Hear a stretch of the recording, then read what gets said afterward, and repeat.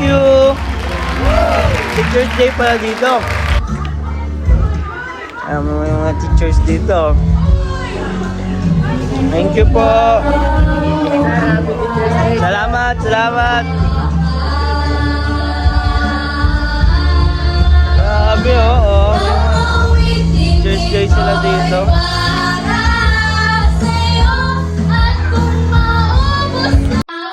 Guys, pa-Teacher's Day, oh. Wow. Walang mananatiling ka sa puno ko. Grabe kay Ma'am Leia. Grabe dami, ah.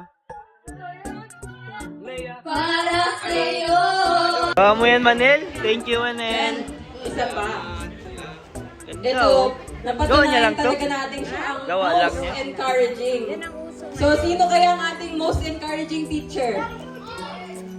Sino? Ay, ang dami ko naririnig na pangalan. So, ang ating most encouraging teacher ay si Ma'am Leia. Wow. Mother. Napatunayan natin ito. Talagang most encouraging talaga May si Ma'am. award. May award ng mga teacher Sure. dito.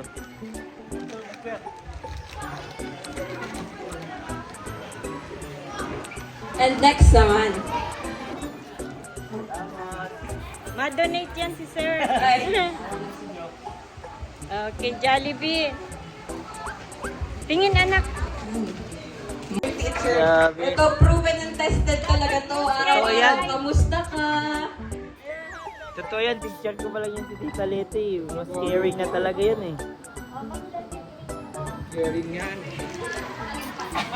Who's carrying wife?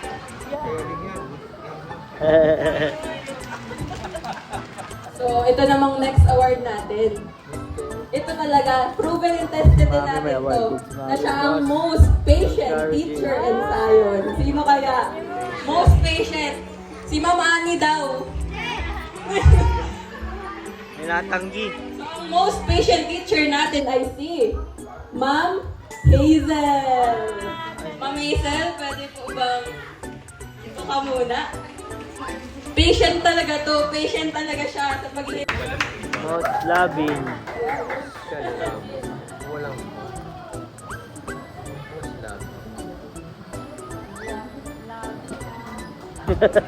Pastor, syempre, proven and tested natin yan, di ba? Tama.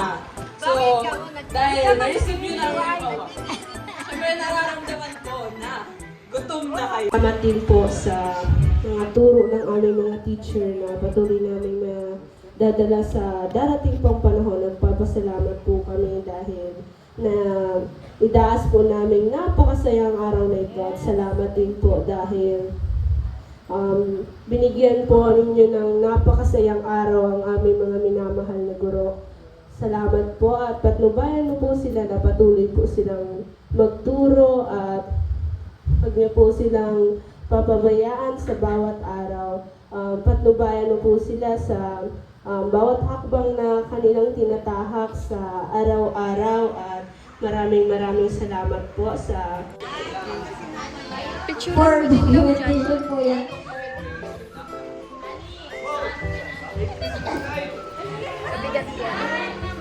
Bakit po wala ito? Hindi na maano ni ma'am.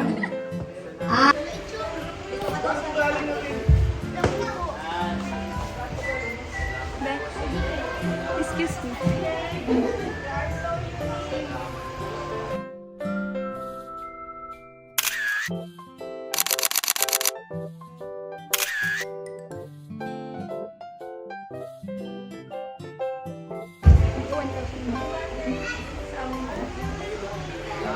One, two, three.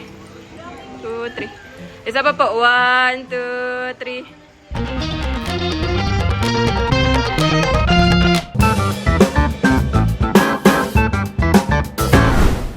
Alright guys, let's eat.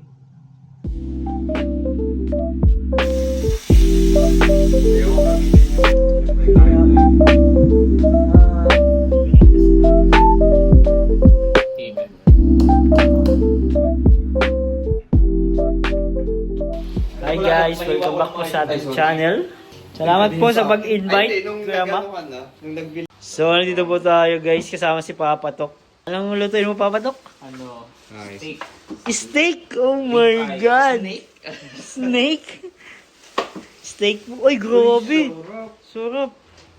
Yan po. Guys. First Hindi ba may time. sinasabi si Pas na pwede daw kumain ng fresh na beef. Try natin. Ay, wag na lang. Next time na lang. Next time na lang. Ito po. Gagawan po tayo ni Papa Tok ng steak. Guys, magluluto na ba ako para sa ating dinner? Uy, grabe. O para mahaba ang ating kwentuhan. Pagdesisyonan po namin ditong mag-dinner kila Mac Quintela Music. Salamat Kuya Mac sa pag-invite. Yan ang sinasabi ko. Gunting. Sunting na lang. So, Asan yung gunting na? makikiluto si Pas dito sa kitchen ni Kuya Mac. Talagang kahit iganto ko. Pas, ano muna lang kami papatok ng kaunting ano dyan, kaalaman sa steak. Ang steak po, pag kumakain po ba kayo ng steak, ano po ang doneness po ninyo? Ako kasi, ang prefer ko is either medium or... Ikaw kuya, anong doneness ng gusto mo? Medium rare. Medium rare. Gusto ko rin yan, medium rare or medium. Yun na lang din ang gusto ko at wala Medium naman rare. akong alam sa Masarap. steak. Pag Eh. well done, parang no pag pag steak kasi parang sayang yung lambot, diba? Biglang Okay. magiging matigas siya. So, Yung doneness, yung pakaluto pas, no? Yes, Yung sa okay. Tagalog. So meron yang pag raw, ganyan, Raw. raw. Raw. Pag Yan. merong 5, di ba? Raw, tapos medium rare, medium well, tapos well done. Yun. So, syempre, ayaw naman natin ng raw. Gusto natin at least malapit lang doon. Yun. Ano yung mga preparation yan, pas? sabi Ano nga lang? ni Pastor Elmo, Ay, habang hinihiwa niya yung karne, yung steak. Ang galing naman, may nalabas na sauce. Ang galing. Ganun pala yun. May ano ka dyan, kuya? May tissue ka dyan, I mean, napkin pang Pang babae, wala. Hindi. Hinap ka na pang babae. Yung ano, tissue. Tissue. Yan. So, ito yung mga preparation po. Ito, Kasi- dinala natin tong anong ito. Hindi ko alam kung po saan ito natin galing eh. Na ito ay patuyuin. Patuyuin. Ipapat dry ang tawag na. Okay. Kasi kapag ipiprito po natin i-sear natin ang steak, Steak. kailangan pong pat dry siya kasi Okay. para pantay yung luto. Kumbaga kasi kapag may moisture na ganyan, pag nilagay mo yun sa pan, yung mga moisture na yon hindi agad siya matusta. Oo. Yun yung nga yung masarap sa labas. So, Okay lang ba yun? Sorry, maitim yun. Sige. Ay, opo, okay lang yan. Hindi ko na masyadong bibidyoan yung preparation pa sir. Kasi ako excited lang talaga akong kumain mga kalinga. Ma-NBA tayo. Ano? NBA. NBA. Habang nagluluto si Papa Tok. Sige lang. Okay lang ba Papa Tok? Yes. So maganda naman ang kwentuhan siguro natin mamaya dahil good food, good talk. Shopping board, no? Ito lang. Ayan guys, makikikain lang naman talaga tayo dito. Isip ko kasi, Kaya tayo pumunta dito. At makatikim ba tayo ng steak? Bira lang tayo makatikim ng steak, no bro? yes bro. So, ano gagawin natin dito habang naghihintay? Maglalaro. Maglalaro. NBA. Oh, ayos. Sige, let's go.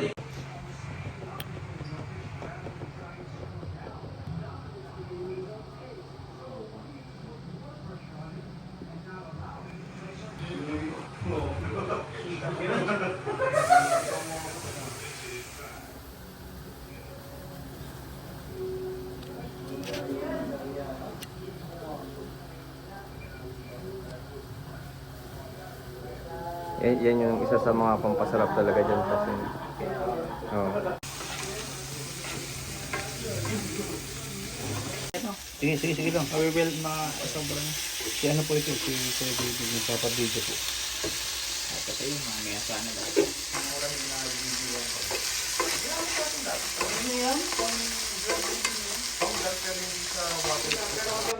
Ito si Papa Tok. Anong tawag dyan, Papa Tok, sa ginagawa mo po? Hindi, yung ginagawa niyo po, anong pong tawag dyan? Ano? Nag-prep eh. Hindi ko nilang tawag dito. Preparation, prep. Kasi pag fine dining, parang sarap niyan pa sa. Sarap yan. Bahay lang muna tayo ni Kuya Mac. Kaya nga eh. Kasi Kasi, namihan kong mashed potato, hindi ganito karami talaga pag nasa labas kayo. Siyempre, Kaya- tayo eh. sa dito po kasi sa amin, wala masyadong nag-o-offer nito, no? No, pas? Wala. Yung may mga steakhouse dito nagbukas pero iba yung steak na gamit nila eh. Iba? Ano pa rin, masyadong tough. Mm. Ito, hindi naman to sobrang lambot ng inaasahan nyo kasi wala pa tayong pambili ng mga sobrang premium. Pero at least, hindi naman to katulad nung mga baka dito. Pwede natin yung gawing negosyo, no? Halimbawa, may gusto umorder. Yes, actually, business po talaga to. Isa po mga kasama natin ngayon nag-order. Oo. Baka yung mga viewers dyan gusto mag-tip. Oh, yung taga-diet, halimbawa. Taga-diet, gusto nyong makakain ng steak na ano lang, parang lutong bahay, pero di naman... May asparagus pa tayo. Oh, may asparagus Kaso, ano guys, mga payat yung asparagus na... Okay lang yung pas. Oh, naman. Ayos, maganda Sarap yan. Sarap yan, masarap yan. Grabe, ang ganda ng ganda sa mata ng ano, no? At healthy pa yan. Yes. Healthy yan. Katulad dito, may cherry tomato pa tayo. Wow! And then may, Malaking tomato. yeah, expensive. Sa amin, expensive po ito. Opo. So, ay, hindi pa pa. Hindi araw-araw ay nakakatikim tayo ng mga ganito. Imagine nyo dito guys, kung sa inyong mura lang ito, padala nyo kami 70 pesos isang piraso. Ha? Yes, 70 pesos. Mahal pala niyan. Mahal talaga eh. Grabe. It's an honor na mapagluto ni Papa Tok. Yes. Yes. At steak pa. Mm. Sarap ng ano.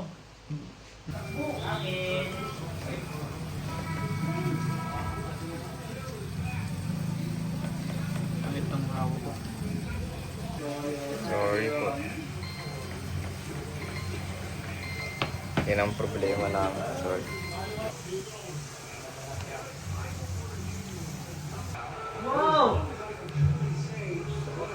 Ayan guys, kakain na kami ng steak. Salamat po kay Papa Tok Maraming salamat po sa inyo. pagluto. Tayo makakakain na. Ay, kukuha po tayo ng tinidor pala at saka knife. Knife. If meron. Grabe, ganyan lang ako makakain ng knife ang gamit guys. Carl, di ka pumunta. Ay, si Carl. Pascal, di ka pumunta. Ito po yung kakainin natin. Napakasarap po. Nakita niyo po kanina, di ba? Ano yung susi? Grabe. I-ano natin siya. I-rate natin siya. Base sa ating taste. And syempre, tutulungan tayo ni Papa Tok. Paano ba mag-rate ng steak, Papa Tok? Ang hirap i-rate to kasi alam ko yung beef natin, hindi naman kasing premium po nung mga napapanood nyo. Tama. Hindi ito yung sobra, pero pag meron, syempre pag steak para sa akin dapat tender. Kung hanggat maaari syempre, kung yung doneness na gusto mo, masunod. Ano po kung medium rare, Tama. dapat masunod yun. Kasi yun na nga yung opportunity para tikman mo at kainin mo siya ng mas masarap. Pero Pag well sa done, amin, sa aming mga hindi kumakain ng steak, yung sarap lang, saka yung ano, oh, yun naman importante. yung lambot. Oo. First bite natin, guys. Okay, first bite, eat lang. Hindi, pagkakain ba nito na ano ng wine? Ganun.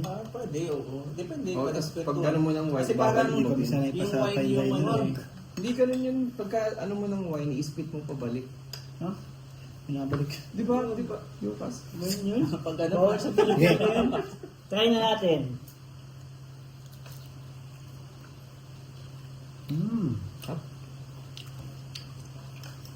Sarap. Malasa. Yes. Dapat pala talaga may ano siya. mashed potato. Mashed potato. Hindi sa akin, yung meat lang, masarap. Masarap siya. Pastor Elmo, ito na yung favorite mo na na steak, yung pag hinihiwa mo pag nalabas yung juice. Sauce.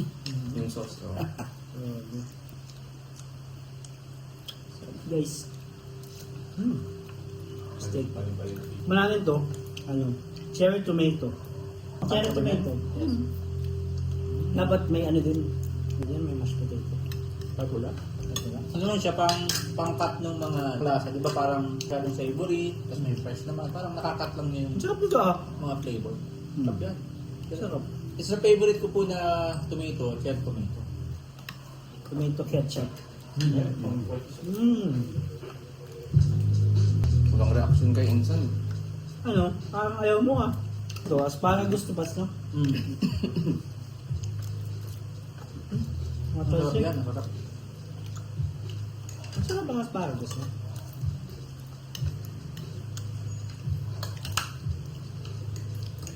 Pag dining tayo.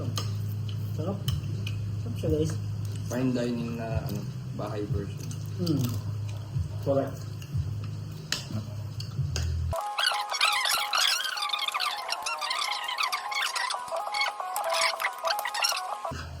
Ayon po sa na ano, nakita ko din sa pagluto, pagmarinate sa Sauce pastor. pas. So yung toyo, lalagyan mo siya sa isang malawak na pan. Kagaya. Tapos lalagyan mo ng Lagay mo sa alamansi. tasa. Tapos ibababad mo dun yung karne.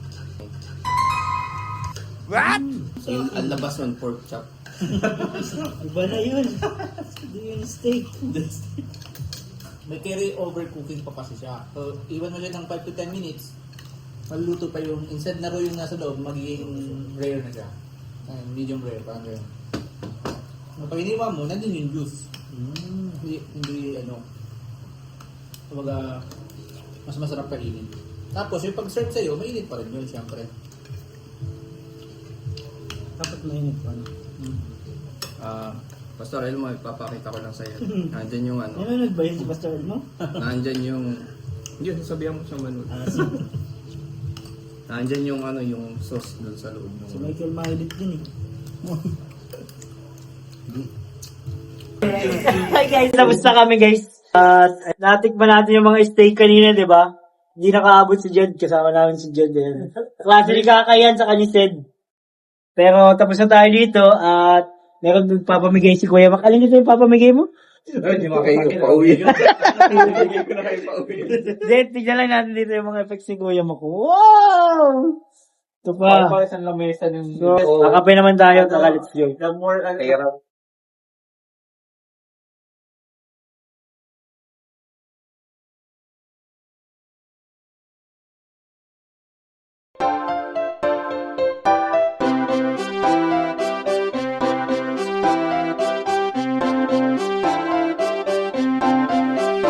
Pag-asa ay matatanaw at hindi ka maliligaw kay Kuya David Vlogs. Kuya David Vlogs, maliit pero malaki ang puso para sa kapwa, masiyahin at kaibigan nyo. Mga kalinga, laging nandyan, umaraw man o umulan, basta merong nangangailangan. Mabuti na kaibigan, kasamang lumaban sa kahirapan. Kahit anumang pagsubok para sa inyo, merong mabuti na puso, siya ang kalingap nyo.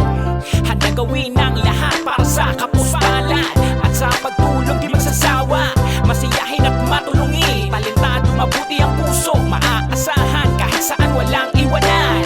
Kaya mag-subscribe ka na, manood sa mga video niya, saan man ay kasama niyo siya. Kaya kay Kuya David Vlog, pag-asa ay matatanaw at hindi ka maliligaw kay Kuya David Vlogs.